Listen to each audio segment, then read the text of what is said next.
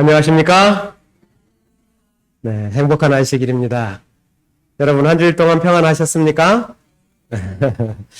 네, 여러 사건과 사고가 많은 세상에 우리가 살아가면서도 또 변함없이 우리 창조주 하나님을 예배하기 위해 우리 주의 성전을 찾아오신 여러분을 진심으로 환영합니다.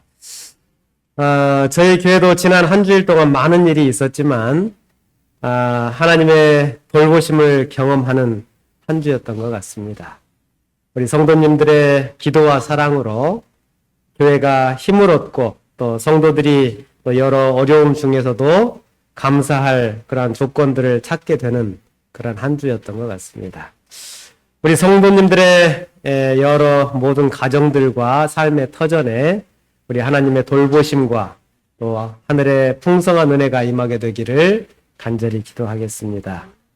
이 안식일 또 하나님의 말씀 시편 82편 1절부터 12절에 있는 말씀을 먼저 살피겠습니다.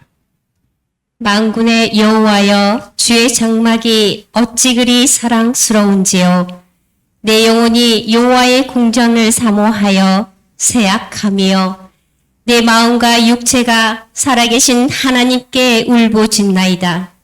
나의 왕, 나의 하나님, 만군의 여호와여, 주의 제단에서 참새도 제 집을 얻고 제비도 새끼들 보금자리를 얻었나이다. 주의 집에 사는 자들은 복이 있나니 그들이 항상 주를 찬송하리이다. 주께 힘을 얻고 그 마음에 시온의 되려가 있는 자는 복이 있나이다. 그들이 눈물 골짜기를 지나갈 때에 그곳에 많은 샘이 있을 것이며 이른비가 복을 채워주나이다. 그들은 힘을 얻고 더 얻어 나아가 시온에서 하나님 앞에 각기 나타나리이다. 만군의 하나님 여호와여, 내 기도를 들으소서. 야곱의 하나님이여, 귀를 기울이소서. 우리 방패이신 하나님이여, 주께서 기름 부으신 자의 얼굴을 살피옵소서. 주의 궁전에서의 한날이 다른 곳에서의 첫날보다 나은즉 악인의 장막에 사는 것보다 내 하나님의 성전 문지기로 있는 것이 좋사오니 여호와 하나님은 해요 방패이시라. 여호와께서 은혜와 영화를 주시며 정직하게 행하는 자에게 좋은 것을 아끼지 아니하실 것임이니이다. 만군의 여호와여, 주께 의지하는 자는 복이 있나이다. 아멘. 여러분, 새 중에 다른 새들이 알을 품으면 따라서 알을 품는 신용을 하는 새가 있다고 그럽니다. 알을 품고 있으니 때가 되면 이제 알이 부화돼서 새끼가 태어나는 것이 당연한 일일 것인데, 근데 알을 품고 있는 척 했던 새는 그 자리가 아무런 생명도 없는 그냥 빈 둥지라는 것이죠. 생명이 담긴 알이 없었기 때문에 그곳에 생명이 있을 리가 없는 것입니다. 오늘날 우리의 모습이 이 새의 모습과 비슷하지 않은지 돌아보게 되기를 바랍니다. 실제로 영적이지도 않은데, 실제로는 거룩하지도 않은데, 충만하지도 않은데 주님을 품고 있는 듯 모양만 내고 있지는 않는지 우리 스스로 돌아보았으면 좋겠습니다. 기도 후에도 또 예배 후에도 말씀을 읽고 난 후에도 아무것도 남아있지 않는데 공허감으로 괴로워하는, 정말 속이 텅 비어버린 공갈빵처럼 내 안이 텅 비어버린 그러한 모습으로 우리가 살고 있지는 않는지, 내 안에 주님이 계시지도 않으면 우리는 목사라 할지라도 장로라 할지라도 교회에 어떤 직분을 가지고 있다 할지라도 우리는 텅 비어있는 존재들임에 우리는 어쩔 수 없는 연약한 인간임을 우리 모두가 깨달았으면 좋겠습니다. 성도가 하나님의 사업을 감당하기 위하여 필요한 것이 있습니다. 그것은 우리는 어디선가 삶에 필요한 동력과 힘을 얻어야 한다는 것입니다. 이전 어느 때보다도 우리는 경제적으로 또 사회적으로 여유 있는 삶을 살아가고 있습니다. 그런데 우리는 모두 어렵다고 이야기하고 힘들다고 이야기합니다. 왜 그럴까요? 기차가 앞으로 나아가려면 동력이 있어야 하는데 끌고 갈 기관차가 없다는 것입니다. 객실만 아름답게 단장되어 있다는 것이죠.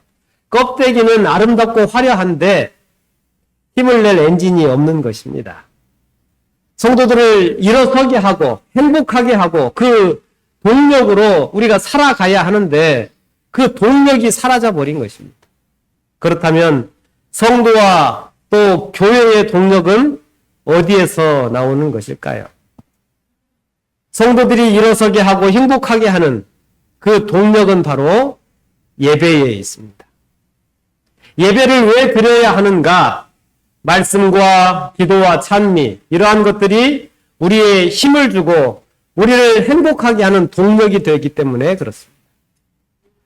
목사님, 나는 예배를 드려도 힘이 나지 않습니다. 나는 예배를 드려도 행복하지 않습니다. 어떻게 된 일입니까? 그것은 우리가 하나님과 사랑에 빠지지 않았거나 그 사랑이 무뎌졌기 때문에 그렇습니다.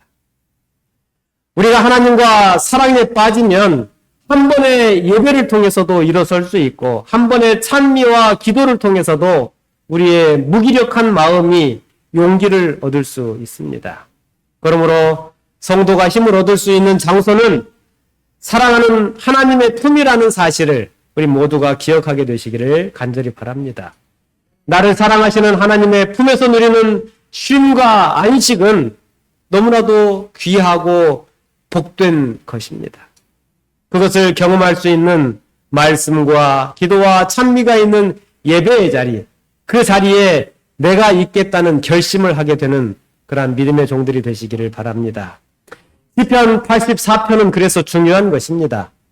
우리가 함께 살핀 시편 84편의 배경은 예배를 드릴 수 없는 상황에서 부른 찬송입니다. 예배를 드리고 싶은데 예배를 드릴 수 없게 된 것입니다.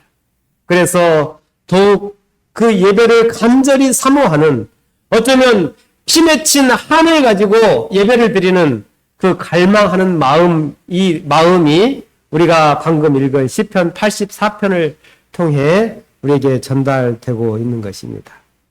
우리의 삶의 동력 되시는, 힘의 근원이 되시는 예배를 회복하는 우리 귀중한 주님의 자녀들이 되기를 간절히 바랍니다. 예배가 우리에게 힘이 되는 이유, 그것은 예배를 통해서 하나님의 임재를 체험할 수 있기 때문에 그렇습니다. 1절부터 4절까지에 있는 말씀을 다시 한번 살피겠습니다. 만군의 여호와여, 주의 장막이 어찌 그리 사랑스러운지요. 내 영혼이 여호와의 궁전을 사모하여 세약하며 내 마음과 육체가 살아계신 하나님께 울부짖나이다. 나의 왕, 나의 하나님, 만군의 여호와여, 주의 제단에서 참새도 제 집을 얻고 제비도 새끼들 보금자리를 얻었나이다. 주의 집에 사는 자들은 복이 있나니 그들이 항상 주를 찬송하리이다. 사랑하는 성도 여러분, 하나님의 전을 사모하는 간절한 마음이 느껴지십니까? 우리 좀 잘 안 느껴지신 것 같은데 우리 같이 한번 다윗의 마음으로 큰 소리로 감정을 넣어서 함께 한번 읽어보겠습니다. 시작. 만군의 여호와여, 주의 장막이 어찌 그리 사랑스러운지요. 내 영혼이 여호와의 궁정을 사모하여 세약하며 내 마음과 육체가 살아계신 하나님께 부르짖나이다. 나의 왕, 나의 하나님, 만군의 여호와여, 그의 재단에서 참새도 제집을 얻고 제비도 새끼를 보금자리를 얻었나이다. 그의 집에 사는 자들은 복이 있나니 그들이 항상 주를 찬송하리이다. 셀라. 아멘. 우리도 마찬가지인 것 같습니다. 우리가 힘을 얻느냐 못 얻느냐 그것은 둘째치고 가장 중요한 것은 우리의 힘의 근원이 하나님의 전에 있다는 것을 우리는 알아야 하는 것입니다. 물론 하나님은 어디에서든지 우리를 만나 주시는 분이십니다. 그러나 특별히 예배하는 그 자리에 함께 하실 것을 우리 하나님께서는 약속하셨습니다. 요한복음 4장 23절에 있는 말씀 읽겠습니다. 아버지께 참으로 예배하는 자들은 신령과 진정으로 예배할 때가 오나니 곧 이때라. 아버지께서는 이렇게 자기에게 예배하는 자들을 찾으시느니라. 네, 증언보감 5권 491쪽 우리 같이 한번 읽겠습니다. 시작. 하나님께 드리는 예배는 인간의 마음을 고상하게 하며 천상적인 것에 마음을 두게 한다. 진정한 예배는 영혼의 품격을 높이며 하나님의 형상을 회복시키는 수단이 된다. 아멘. 예배는 단순한 의식이 아니라 인간의 품성을 변화시키고 또 하나님의 모습을 닮아가게 하는 거룩한 만남이고 접촉이라는 것입니다. 그런데 단순히 예배 시간에 앉아 있으면 그렇게 되는가? 그것이 아니라 신령과 진정으로 예배를 간절하게 갈망하면서 우리 하나님 앞에 예배를 드릴 때에 그렇게 된다는 것입니다. 여러분, 오늘 이 안식일에 이 예배를 정말 간절한 마음으로 기다리셨습니까? 아멘. 우리가 드리는 이 예배가 정말 우리의 마음을 담아 드리는 신령과 진정으로 드리는 예배가 되기를 간절히 소원합니다. 교육 250페이지에 있는 말씀 함께 읽겠습니다. 시작. 예배는 인간이 하나님과 교제하는 가장 고귀한 특권이며 이 시간 동안 우리는 하나님의 음성을 듣고 그분의 뜻을 분별하게 된다. 예배는 인간의 영혼이 하늘의 생명과 연결되는 신성한 만남의 시간이다. 아멘. 예배는 하나님의 음성을 듣고 그분의 뜻을 발견하는 거룩한 시간이라는 것입니다. 예배는 영원히 하나님과 연결되는 복된 자리입니다. 이 예배는 인간이 하나님과 교제하는 이 세상에서 가장 고귀한 특권을 누리는 자리다라고 선지자는 이야기합니다. 복음고역자 436쪽입니다. 진정한 예배는 하나님께 대한 사랑과 경외의 표현이며 이것은 삶 전체를 거룩하게 하는 힘이 된다. 예배는 단지 한순간의 행동이 아니라 매일의 삶에서 하나님의 뜻에 복종하는 자세를 배우는 훈련이다. 아멘. 예배는 훈련의 시간인데 매일의 삶에서 하나님의 뜻에 복종하는 법을 배우고 익히는 시간이다라고 이야기합니다. 이것이 단지 일주일에 한 번 그냥 왔다가 가는 그런 지나가는 종교 행사가 아니라는 것입니다.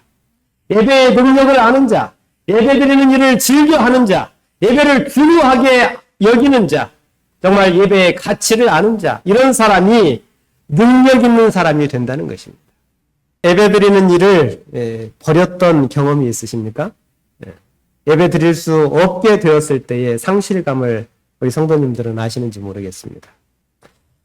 저는 모태신앙이어서 제 의지로 신앙을 받아들이는 것이 아니라 그냥 그 예배 시간이 저에게는 그다지 의미 있는 시간이 아니었습니다. 그런데 이제 군에 가게 되었는데 교회에서 청년들이 모여서 이제 제가 군에 가니까 군에 입대해서도 안식일을 잘 지켜라 이렇게 격려를 해줬습니다. 그런데 제가 이렇게 대답했습니다. 나는 군대 가서 절대 안식일을 안 지킬 거야. 그런데 군에 입대해서 자대 배치를 받았는데 상관들이 안식일을 지키지 못하게 하는 겁니다. 예. 안식일을 지키라고 등을 이렇게 떠밀었으면 아니라고, 나 안식일 안 지킬 거라고 이렇게 할 건데 하지 못하게 하니까 이제 안식일이 지키고 싶어지는 것입니다. 네. 그래서 1년 가까이를 혼자 예배를 드리면서 안식일에 교회를 가게 해달라고 기도를 드렸습니다. 매 안식일마다 잘 다려진 군복을 차려입고 중대장실에 찾아가서 안식일에 교회 가게 해달라고 졸랐습니다. 결국 허락이 떨어졌는데 그 안식일 날 처음 이제 군에서 교회를 가게 되는 그 안식일이 저는 잊혀지지가 않습니다. 네. 정말 밝은 태양이 떠올라서 이렇게 비춰오는 그 안식일 아침이었는데 그 내가 교회를 향하여 가는 나의 발걸음이 얼마나 행복했던지 그 시간을 잊을 수가 없습니다. 편안할 때는 잘 모릅니다. 내가 누리고 있는 이 예배가 당연히 누리는 권리인 줄 압니다. 그런데 당연하게 생각했던 것을 할 수 없게 되었을 때 알게 되는 것입니다. 그제서야 내가 누렸던 것이, 내가 누리고 있는 것이 얼마나 소중한 것인지를 알게 되는 것이죠. 하나님께서는 오늘도 우리를 예배의 자리로 부르십니다. 우리를 완벽하기 때문에 부르시는 것이 아닙니다. 부족한 종들입니다. 연약한 종들입니다. 그럼에도 이 예배의 자리에 부름받은 것은 하나님의 은혜이고 인간이 누릴 수 있는 가장 고귀한 특권을 누리고 있는 것입니다.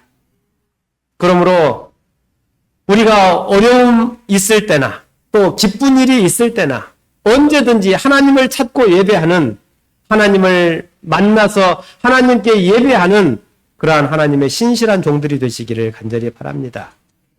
주님의 품에 이 은혜의 자리에 있으면 우리가 생명을 얻고 위로를 얻을 수가 있습니다. 예배는 하늘의 힘을 얻는 통로입니다. 외로우십니까? 도움이 필요하십니까? 능력이 필요하십니까? 예배에 집중하시게 되기를 바랍니다. 말씀이 있는 곳에 내가 있겠다고 결심하는 성도들이 되시기를 바랍니다. 우리가 다음 주 월요일부터 다음 안식일까지 이제 일주일 동안 우리 홍원근 장로님을 모시고 전반기 전도회를 시작합니다. 우리 모든 성도님들의 마음속에 한 분도 빠짐없이 내가 이 전도회를 함께 참여하겠다라는 결심을 하셨으면 좋겠습니다. 전도는 특별한 어떤 사람들이 하는 일이 아닙니다. 특별한 어떤 부서에서 진행하는 일이 아닙니다. 우리 한 사람 한 사람들이 마음을 모으고 힘을 모아서 이 일을 동참하게 될 때에 이 일이 이루어지게 되는 것입니다. 이번 전도회에 나는 무슨 일이 있어도 꼭 참석하겠다는 결심을 하게 되시기를 간절히 바랍니다. 사단은 분명히 방해할 것입니다. 무슨 일이 생기게 하고 또 내 마음에 복잡한 마음이 들게 하고 또 귀찮은 마음이 들게 하고 속상한 일이 생기게 될 것입니다. 분명히 먼 일이 생길 것이지만 우리 모든 성도들의 마음속에 우선순위를 정하게 되시기를 바랍니다. 하나님께서 우리에게 주신 사명을 함께 감당해내므로 정말 아름다운 결실들을 우리가 거두게 되기를 소망합니다. 시편 84편 5절에 있는 말씀 보겠습니다. 주께 힘을 얻고 그 마음에 시온의 퇴로가 있는 자는 복이 있나이다. 네, 주께 힘을 얻고 예배 자리에 나오면 하나님께서 힘을 주신다는 것입니다. 오늘은 내가 힘들어서 교회를 좀 쉬어야 되겠다. 내가 오늘은 힘드니까 예배 좀 건너뛰어야 되겠다. 방바닥에 누워서 이렇게 쉰다고 해서 힘이 생길까요? 네, 그렇지 않다는 거 우리 모두가 잘 압니다. 예배 안 드리고 뭐 힘들다고는 여러 핑계로 예배를 안 드리면 우리는 주로 무엇을 합니까? 대부분 뭐 핸드폰을 보거나 TV를 보거나 소파에서 이렇게 뒹굴거나 합니다. 베드로전서 5장 8절에 보면 근신하라 깨어라 너희 대장 마귀가 우는 사자같이 두루 다니며 삼킬 자를 찾느니라 이렇게 이야기합니다. 편안함 속에 빠지는 동안에 우리는 영적인 우리의 마음이 흐려지게 되는 것입니다. 사단은 우리가 깨어있지 못하도록 만들기 위하여 우리에게 편안함을 제공합니다. 자극에 둔감해지고 영혼의 갈급함을 느끼지 못하도록 만들어서 우리를 멸망으로 끌어가는 것입니다. 깨어 예배하는 자의 자세를 유지하게 될 때에 우리는 영혼의 생명줄을 얻게 되는 것입니다. 여러분, TV 보는 것 때문에, 핸드폰 하는 것 때문에 영혼의 생명줄인 예배를 포기하시겠습니까? 핸드폰하고 영화 한 편 보고 쉬는 그러한 마음을 사단은 우리에게 허락합니다. 말씀이 선포되는 자리에 나오는 우리 성도들이 되시기를 간절히 바랍니다. 화요일, 금요일 예배가 죽어가고 있습니다. 이미 화요일 예배는 회생 불가능한 상태가 되었고 이제 금요일 밤 예배조차도 거의 다 죽었습니다. 심지어 안식일 예배도 교회에 나올 수 있음에도 불구하고 편하다는 이유로 또 귀찮다는 이유로 집에서 적당히 예배를 드리는 분들이 늘어나고 있습니다. 물론 몸이 불편하거나 어쩔 수 없는 상황이 있는 분들도 있습니다. 이 예배를 누가 살릴 수 있을까요? 누굽니까? 목사가 살릴까요? 우리 장로님들이 살릴 수 있는 걸까요? 아니죠. 내가 살릴 수 있습니다. 나만 살릴 수 있습니다. 여러분만이 이 예배를 살릴 수 있는 정말 귀중한 능력을 가지신 분들입니다. 여러분, 정말 우리가 이렇게 살면 안 됩니다. 우리 목포 동안교회가 뜨거운 예배의 부흥을 경험하는 그러한 축복의 장소가 되기를 간절히 바랍니다. 말씀 앞에 나오시게 되기를 바랍니다. 예배가 죽게 되면, 예배에 가치를 두지 않게 되면 능력을 잃어버리게 되고 생명을 잃어버리게 됩니다. 영생을 잃어버리게 된다는 말씀입니다. 자신을 충전하는 방법을 아는 사람이 지혜 있는 자라는 것입니다. 사도행적 243페이지에 있는 말씀입니다. 하나님을 예배하지 않는 이 큰 도시에서 바울은 고독감에 억눌려 그의 동역자들의 동정과 조력을 갈망하였다. 네, 바울도 동역자들의 동정과 조력을 갈망했다라고 말합니다. 모든 일이 마찬가지겠지만 특별히 예배하는 일과 선교하는 일은 함께 할 때에 용기가 생기고 힘이 나는 것입니다. 힘이 드시지만 안식일이면 교회 계단 하나 오르는 것도 힘드신 우리 어른들이 계단을 그렇게 난간을 잡고 붙들면서 올라오시는 모습을 볼 때에 저는 마음의 감동을 받습니다. 정말 얼마나 우리 하나님을 사랑하는 마음이 있으면 저렇게까지 하실까? 정말 하나님의 전을 사모하는 마음으로 이 자리에 함께한 우리 모두를 우리 하나님께서 축복하시고 또 큰 은혜로 우리에게 건강 주시기를 간절히 기도합니다. 우리 모두가 함께 동참하여 정말 이 세상이 부러워할 만큼, 이 세상을 압도할 만큼 영광스러운 예배, 사랑이 넘치는 예배, 용기와 힘을 얻는 예배를 만들어가면 좋겠습니다. 이어서 읽겠습니다. 인간적인 우정에 있어서 바울 자신은 몹시 외로웠다.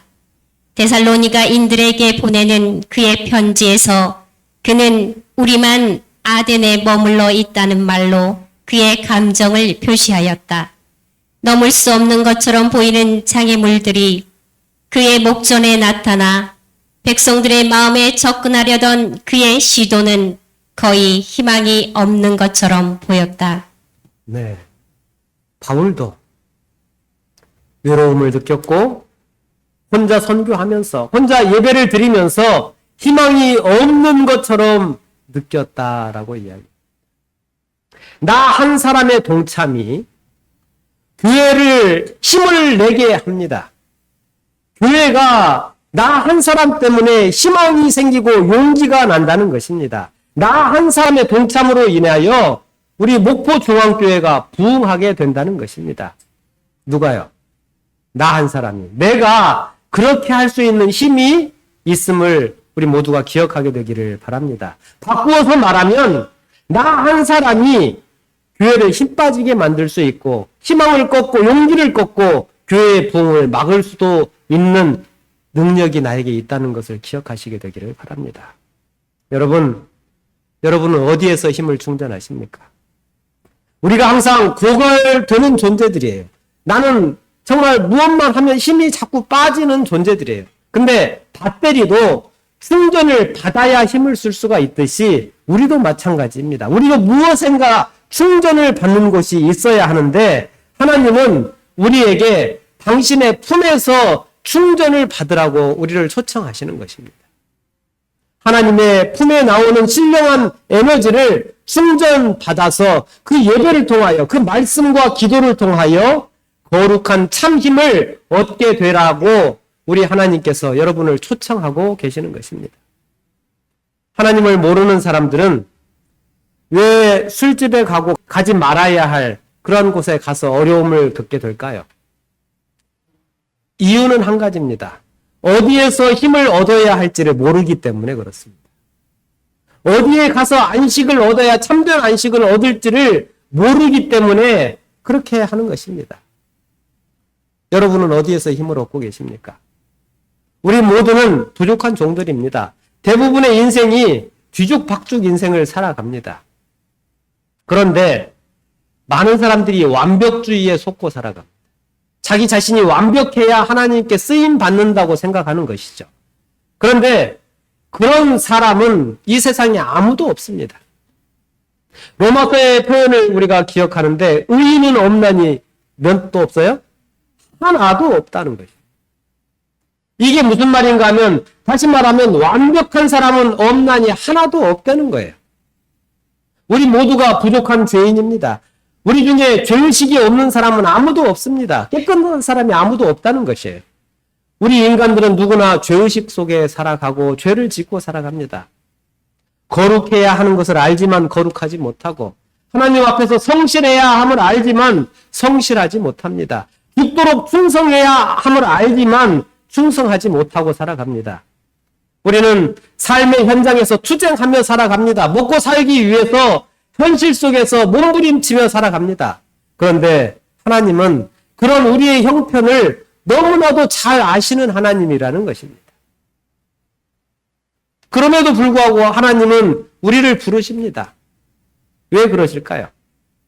우리가 주님 앞에 나와서 쓰임 받아야 힘을 얻을 수 있다는 것을 우리 주님은 아시기 때문에 그렇습니다. 하나님의 일에 동참할 때에 합당한 능력을 하늘로부터 공급받게 된다는 사실을 우리 하나님께서 우리로 하여금 알게 하시기를 원하시는 것입니다. 오염되고 더러운 그 상황 속에서라 할지라도 하나님을 찾고 부르짖으며 아버지 앞에 나와서 쓰임받게 될 때에 하늘로부터 필요한 능력을 공급받게 된다는 것입니다. 하나님은 우리를 부족한 그대로 부르십니다. 일을 이루는 능력은 나에게 있는 것이 아니고 전적으로 하나님에게 있음을 우리가 기억해야 합니다. 하나님의 능력을 신뢰하고 의지해야 합니다. 힘의 근원을 알고 하나님을 의지하시게 되기를 간절히 바랍니다. 하나님만을 바라보시고 자신을 바라보는 어리석음에 빠지지 않게 되시기를 바랍니다. 하나님께서는 부족한 나를 사용하여서 일하기를 원하십니다. 그러므로 그 능력의 하나님을 믿고 의지하심으로 능력 있게 쓰임받는 우리 목포중앙교회 모든 성도들이 되시기를 간절히 바랍니다. 왜 예배가 우리에게 힘이 되는가? 두 번째는 상황을 바꾸는 힘이 이 예배에 있기 때문에 그렇습니다. 6절 말씀 보겠습니다. 그들이 눈물 골짜기로 지나갈 때에 그곳에 많은 샘이 있을 것이며 이른 비가 복을 채워주나이다. 눈물 골짜기. 눈물 골짜기는 어떤 곳입니까? 메마르고 황량한 곳을 이야기합니다. 건조하고 아무것도 살아날 수 없는 그러한 죽음의 골짜기. 이것은 내 삶의 모습을 말하고 있는 것입니다. 그런데 거기에서 눈물로 간구할 때에 그곳이 어떤 곳이 되는가 하면 샘의 근원이 된다는 거예요. 오아시스로 변화되게 된다는 것입니다. 이것이 성도의 능력이라는 것입니다. 삶의 모든 것들을 바꾸어버리는 능력이 성도에게 있다는 것이죠. 메마른 사막과 같은 곳을 젖과 꿀이 흐르는 오아시스로 바꾸는 능력이 우리에게 있다는 것입니다. 많은 사람들은 예수님을 찾아옵니다. 그러나 그분을 개인의 구주로 영접하는 사람은 그리 많지 않습니다. 우리도 마찬가지일 수 있습니다. 예배에 참석하고 함께 만나서 찬미도 하고 기도도 합니다. 정말 내가 이 예배를 통하여 하나님을 만나고 축복받기를 기대하는 사람은 그런데 많지 않다는 것입니다. 교회에 그냥 습관적으로 나와서 앉아있기는 하는데 내가 30년을 예배를 드렸는데 내가 50년을 예배를 드렸었는데도 아무 일도 없었는데 뭐 오늘이라고 별일이 있겠냐 이렇게 생각하며 나오는 것입니다. 왜 어떤 사람은 기적을 경험하는데 나는 아무 일도 일어나지 않는 그러한 삶을 살아가게 될까요? 빌 클린턴 대통령 아시죠? 어린 시절이 너무나 불행했다고 그럽니다. 의부가 알코올 중독자였는데 돈을 벌어오는 날보다는 날마다 어머니를 때리고 싸우는 날이 더 많았다고. 그리고 가난과 불행을 극복하기 위해서 그는 공부에 집중합니다. 그래서 클린턴이 학교에서 가장 뛰어난 성적을 받게 되자 다른 학교의 우등생들과 함께 백악관으로 초청을 받게 되는 영광을 누립니다. 여기에서 그의 인생의 목표를 정하는 일이 발생합니다. 술에 쩔어서 폭언하는 의붓 아버지와 함께 소리 지르는 자기 어머니의 그 집이 자기의 세계였는데 그가 역사적인 인물 앞에 서게 된 것입니다. 미국의 대표, 전 세계를 지휘하는 대통령, 가진 역경을 헤치고 그 자리까지 올라온 한 위대한 존재 케네디 대통령 앞에 그가 서게 된 것을 보게 된 것입니다. 클린턴은 전혀 새로운 세상을 만난 것입니다. 그리고는 그는 그 세상을 선택하기로 결심합니다. 결코 쉬운 길이 아니지만 그는 절대로 옛날로 돌아갈 수가 없었습니다. 그런데 케네디를 만났던 사람은 빌 클린턴 한 사람뿐이었을까요? 케네디를 만났다는 사람은 수도 없이 많았습니다. 그러나 다른 사람들은 그 훌륭한 사람을 만난 그날 정말 기분 좋은 하루, 재수 좋은 하루 그 이상도 그 이하도 아니었던 것입니다. 습관적으로 나오는 예배, 마지못해서 남의 눈을 의식해서 예배의 자리를 채우는 사람은 아무 일도 일어나지 않습니다. 그러나 가난한 심령을 가지고 하나님을 만나는 그의 삶에는 기적이 일어나는 것입니다. 예배의 자리를 눈물로 간절히 사모하는 영혼이 하나님을 만나게 되면 그의 삶이 뒤집히는 일이 일어나는 것입니다. 기적이 일어나는 것입니다. 하나님을 간절히 사모하는 사람은 하늘의 능력을 경험하게 될 것입니다. 우리 가운데에 눈물 없는 사람이 누가 있습니까? 상처 없는 사람, 고독하지 않은 사람이 누가 있습니까? 치유가 필요하고 상처투성이이고 눈물투성이인 그곳에 갈급한 심령으로 예배를 심으면 하늘의 놀라운 치유를 우리가 경험할 수 있게 될 것입니다. 늘 죽고 싶다 입버릇처럼 이야기하는 한 사람이 있었습니다. 그런데 그 모습을 지켜보던 한 성도가 그분에게 나와 같이 봉사하는 곳에 한 달만 같이 다니면서 봉사를 하자 이렇게 설득을 했습니다. 어차피 죽을 건데 내가 불쌍한 사람 좀 돕다가 죽는 것도 괜찮겠다 이렇게 생각을 해서 이 사람이 이제 그 일을 승낙을 하게 된 것입니다. 그런데 한 달여 동안 불쌍한 사람들을 돕다가 죽으려고 하던 그 사람의 마음속에 삶의 의미가 생기게 된 것입니다. 여러분, 삶의 의미는 어디에서 찾을 수 있을까요? 섬기는 일에서 찾을 수 있습니다. 선교는 다른 사람을 복되게 하는 일입니다. 무엇이 먼저일까요? 다른 사람을 복되게 하는 게 먼저일까요? 내가 복된 사람이 되는 게 먼저일까요? 사실은 상관없습니다. 남을 행복하게 해주면 나도 행복한 사람이 될 수 있습니다. 내가 행복하면 남을 행복하게 할 수 있는 그러한 사람이 될 수 있습니다. 선교는 말로 하는 것이 아니고 삶으로 하는 것이 진짜 선교인 것입니다. 내가 부족한 존재가 되어서 정말 아무것도 할 수 없다 할지라도 내가 복된 존재로 하나님께 받은 능력을 가지고 사람들 앞에 나아가서 다른 사람들을 복되게 할 때에 우리는 다른 사람을 복되게 하고 나도 복된 사람이 되게 되는 것입니다. 이것이 선교인 것입니다. 나의 눈물을 통하여 메마른 자리를 샘의 근원이 되게 하는 것. 나의 힘이 없지만 나도 힘들어 죽겠지만 그럼에도 다른 이의 아픔을 돌아보는 마음, 그 마음을 행동으로 옮기게 될 때에 내 삶에 기쁨과 감사가 생기고 내 삶이 변화되는 그러한 축복을 누리게 되는 것입니다. 그것이 바로 환경을 변화시키는 성도의 능력이고 삶의 의미인 것입니다. 시편 84편 9절에 있는 말씀입니다. 우리 방패이신 하나님이여 주께서 기름 부으신 자의 얼굴을 살펴보옵소서.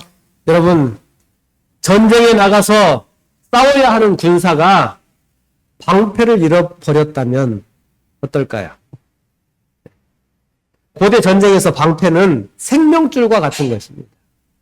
날아오는 화살과 창과 이 칼들을 막아주는 유일한 방어 수단이 방패였어요. 전쟁터에서 방패를 잃어버렸다는 것은 스스로 지킬 수 있는 아무런 방법도 없다는 것을 의미하는 것입니다.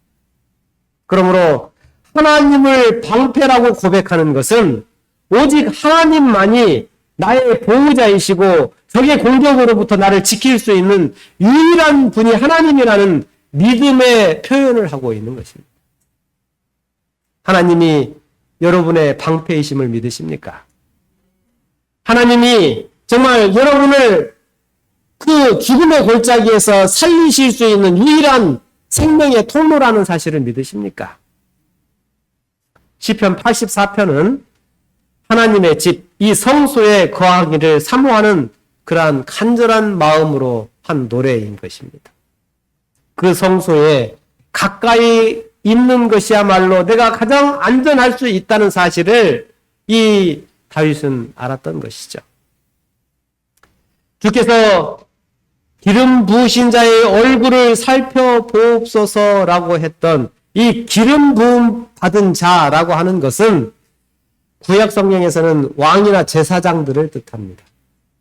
그런데 우리는 예수 그리스도, 나의 방패 되신 예수 그리스도가 기름 부음 받은 자라는 사실을 우리는 알아야 합니다.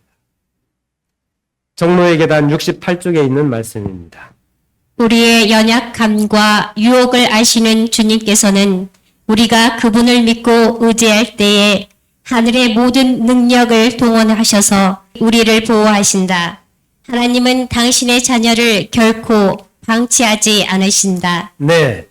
보조와 선지자 633쪽 같이 한번 읽겠습니다. 시작. 하나님께 가까이 가는 자들은 그분을 방패로 삼을 수 있다. 그분은 사단의 불화살로부터 그들을 보호하신다. 아멘. 삶의 불확실성 앞에서 여러분은 어떤 방패를 붙들고 계십니까? 내 옆구리에 찬 돈주머니나 내가 들어놓은 보험이 아니라 여러분의 진정한 보호자 되시는 우리 하나님이 여러분의 방패라는 사실을 기억하시게 되기를 간절히 바랍니다. 인간의 말이 아닌, 세상의 지위나 돈이 아닌 하나님을 나의 방패로 삼고 살아가는 우리 거룩한 주의 종들이 되시기를 간절히 바랍니다. 시편 84편 10절에 있는 말씀입니다. 주의 궁정에서의 한 날이 다른 곳에서 첫날보다 나은즉 악인의 장막에 사는 것보다 내 하나님의 성전 문지기로 있는 것이 좋사오니. 아멘. 이 말씀은 하나님과 함께하는 시간을 최고로 여기겠다는 마음입니다. 주의 궁정에서의 한 날, 주의 성전에서의 한 날, 하나님과 함께하는 이 예배의 시간, 이것을 최고로 여기는 마음, 세상의 즐거움을 추구하던 모든 것들을 버리고 하나님과 함께하는 시간을 가장 소중하게 여기는 여러분이 되시기를 간절히 소원합니다. 주님의 품에 거하시는 시간을 사모하는, 정말 그것을 간절히 갈망하는 여러분이 되시기를 간절히 바랍니다. 이 갈망과 이 간절한 소원이 이 자리에 함께한 우리 모두의 소원이 되어서 매 순간마다 하나님 앞에 나아가는, 그래서 하늘로부터 공급받는 능력을 통하여 새 힘을 얻게 되는 하나님의 권능의 종들이 되시기를 간절히 바라면서 오늘 말씀을 마치겠습니다.